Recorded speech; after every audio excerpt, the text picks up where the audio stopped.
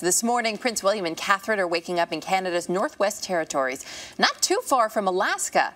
They got a big welcome last night in Yellowknife, fairly tiny town, after a full day in Prince Edward Islands, which of course thousands of miles to the east. Even the rain couldn't dampen everybody's spirits. They're joining us this morning with more CBS News royal contributor Victoria Arbiter, although I guess, Vic, they're used to a little precipitation where they come from, so not a big deal. Yeah, I think they felt right at home.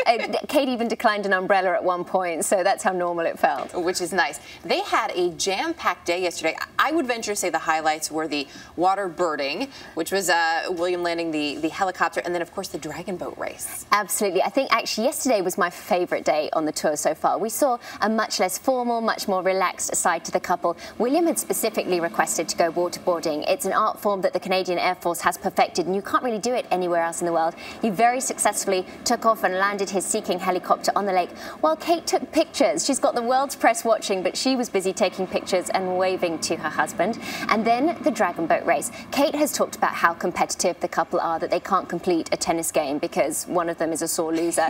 So we did see William come in first. He did give her a consolation hug at the end while she tried to push him in the water. So again, we saw a really playful side to the couple. And it was a really cute moment to see that. And there we see them, look at him, hard at work there. He was not going to let her win. No, yeah. He wasn't. It was great, but it was a fun little moment to see them be a bit playful with one another there. Today, what's on deck? As you mentioned, they're in Yellowknife, the capital of the Northwest Territories. After the official welcome, there'll be a walkabout, and then they're going to be treated to a demonstration of Arctic sports. We're going to see their competitive spirit kick in again. They're going to both compete in a street hockey penalty shootout. So I'm hoping Kate I am really looking forward to. Yeah, it's going to be on the rink, but there's no ice, of course, with the time of year. They're then going to take a float plane 30 minutes east of Yellowknife, where they're going to meet some of the Canadian Rangers. William and Harry were made honorary Rangers in 2009, so William's especially keen to get there. So that'll be kind of fun. We can't look at all that's been going on without talking, of course, about what she's been wearing. I mean, does she knock it out of the park every time or what? She really does. Every choice has been inspired. Yesterday, she arrived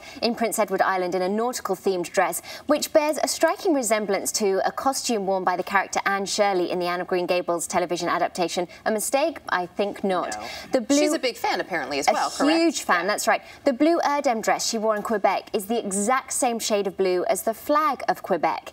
Yesterday, 4th of July, she was wearing J-brand jeans, an American designer on the 4th of July. Coincidence? Again, I think not. And when we look at the impact her fashion is making, the cream Joseph dress that she wore on Sunday sold out in 8 minutes. That's got to be a record. It must be a new record. It's amazing. Jeez, 8 minutes. I really need to get on these things a little quicker.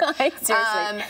So once they're done with everything today, this is when they actually get their little break, starting late tonight into tomorrow. Is that right? Yes, they've got a well-earned 24 hours off. Tomorrow morning, they're going to fly to Alberta province. The press, their officials, the aides are all going on to Calgary to resume the tour on Thursday. But William and Kate have a whole 24 hours of downtime, of private time, and I think they're really going to enjoy that. Yeah, everybody could use a break at this point.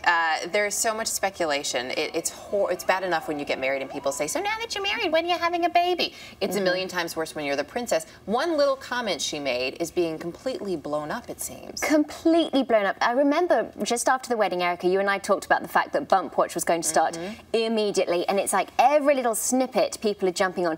She threw out a passing comment to a young man about how beautiful his daughter was. He in turn said, thank you, I wish you well in starting a family. She said, yes, I hope so. Suddenly that means she's trying for a baby. When's it going to happen? William and Charles were both born within a year of their parents' marriage. So poor Kate, everyone's expecting March there to be a new heir to the throne. Poor girl. It's a lot of pressure. Everyone needs to back off. It is. Well, my advice, enjoy your married life a little bit first. That's right. Vic, thanks. Always nice to have you here. Thank you.